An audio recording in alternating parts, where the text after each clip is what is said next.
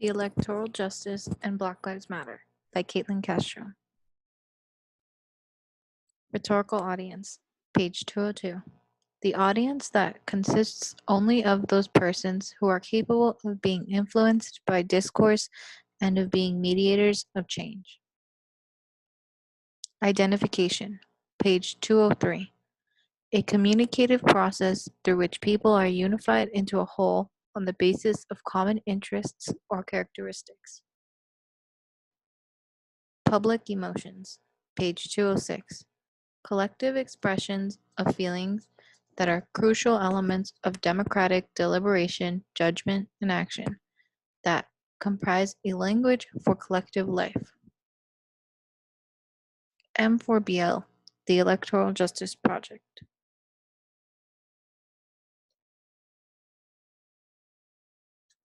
So Black people, the news these days is insane. Just when we wrapped our minds around one harmful decision from our government, there's another right around the corner. Much has been said about the white nationalists with taxpayer-funded salaries at the White House, but there are other big boulders in our road. See, the vision of this country is supposed to include political processes that center our communities and include all of our voices, right?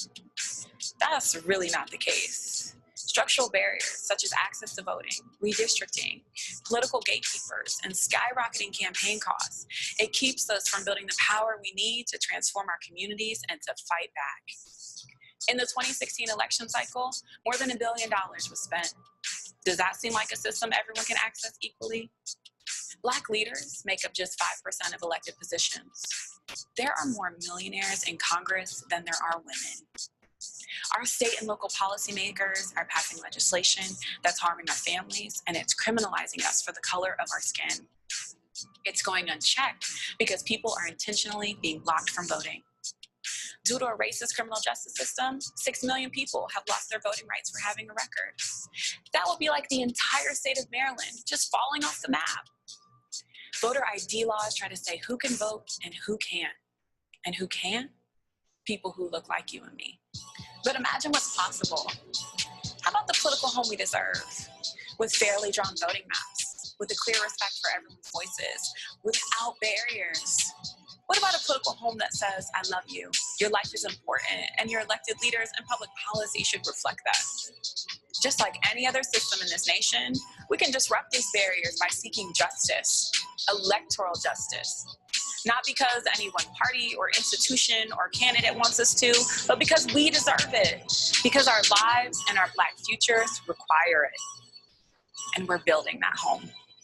The Movement for Black Lives has launched the Electoral Justice Project, a collaboration of more than 50 Black organizations that will weave a web of Black civic power in every single corner of our communities. And we need you. So join us at ejp.m4bl.org or text EJP to 91990.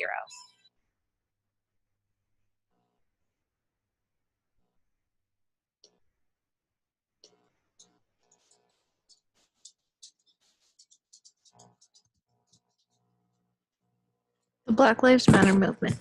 Founded in 2013 as a response to the unjust murder of Trayvon Martin, global organization in the US, UK, and Canada, with the ultimate goal to eradicate white supremacy, builds a local power to stop violence against Black communities by the state and vigilantes, combats and counters acts of violence by creating a space for the improvement of Black lives.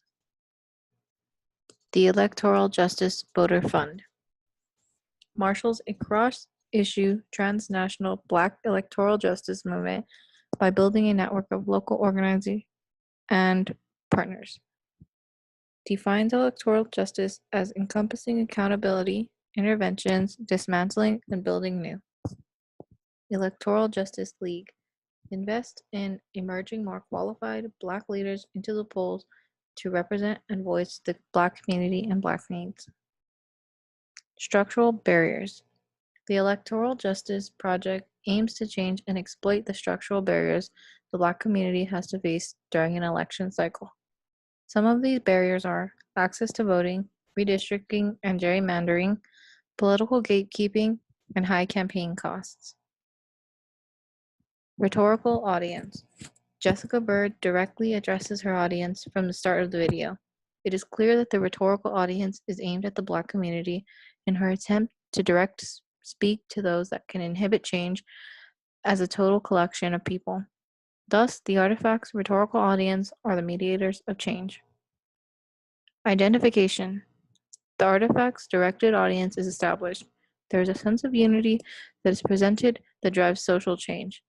The audience that are all connected through identification due to the same common interests, a shared goal. Public emotions. There's a sense of public emotions that the audience of the artifact used to create a plan of action. These emotions are what create a shared sense of language that brings the audience together. Bird's way of swift yet stern way of speaking helps instill these emotions in her audience. Ethos. Jessica Bird is the co-founder and chief doer of the Electoral Justice Project. She is also the founder of the 3-Point Strategies. The speaker in the artifact is a Black activist and feminist highly involved in the Black Lives Matter movement. These titles add to the rhetorical strength of her artifact, as that in itself adds to her ethical appeal. Logos. The artifact itself provides political and governmental terminology that presents the issues at hand and suggests solutions. Along with terms, there are statistics provided for the audience with hard facts and numbers to back up the claims, all in which add into the logistical appeal of the artifact's rhetoric. Pathos. The tone that the speaker uses goes from soft, informative, stern, urgent, and slightly lighthearted at times. There are a variety of facial expressions used when delivering her message. There is even slight laughter at the end. She is serious when speaking about certain topics, with her tone of voice fluctuating. These strategies of deliverance are important to note as they all add to the pathological appeal of rhetoric, affecting the way the audience absorbs her message. Deliberative Discourse. The book defines deliberative discourse as rhetoric that addresses broad public audiences and concerns the merits of proposals for future courses of action. Examples of deliberative discourse would be political speech, a formal presentation, a proposal, or a social justice campaign, like the artifact. The artifact is a perfect example of deliberative discourse. Forensic discourse, defined by the book as rhetoric that occurs when a designated audience, such as a jury, judges arguments about events in the past and accuses of wrongdoing. I find that this can be applied to the message of the artifact. Bird explains that our government makes harmful decisions for the Black community. Speaking directly to her designated audience, she is outputting her judgment on what is wrong and needs change. Epidemic Discourse. These are precisely speeches of praise or blame usually delivered to audiences assembled during ceremonial occasions and oriented to the present moment while calling in the past to inform the future. You can consider Bird's public message as a speech of blame towards the United States government, and the occasion being the 2020 election. There's a clear call to action using epidemic discourse deriving from the issues built from the past and now needing to be dismantled. Question: how do you see the Electoral Justice Project as a rhetorical situation rather than a general one?